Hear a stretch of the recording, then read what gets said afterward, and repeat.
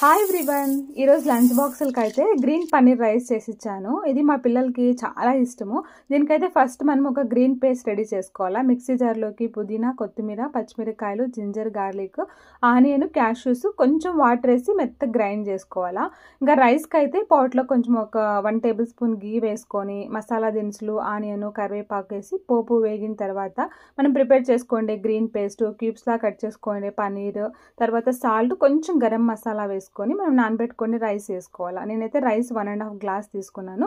3 గ్లాసులు వాటర్ వేసాను అనమాట. ఇంకా స్టీమర్లో అయితే ఇంకా లంచ్లోకి పిల్లలు రాగానే రాగి సంగటి, శనగల పులుసు చేద్దామని అయితే శనగలు పెట్టాను. పిల్లలు స్నాక్స్లోకి అయితే ఎగ్, తర్వాత స్వీట్ కార్న్ కూడా పెట్టేసి ఇంకా లో ఫ్లేమ్లో పెట్టేసాను. ఇదైతే మా మార్నింగ్ డీటాక్స్ జ్యూస్ అనమాట. కుకుంబరు, ఆమ్లా, కరివేపాకు, కొంచెం జింజరు, కొద్దిగా వాటర్ వేసి మెత్తగా గ్రైండ్ చేసుకోవాలి. నేనైతే ఫిల్టర్ చేసుకోలేదు. మార్నింగ్ ఎంప్టీ స్టమక్లో తాగేసాము. ఇదిగోండి రైస్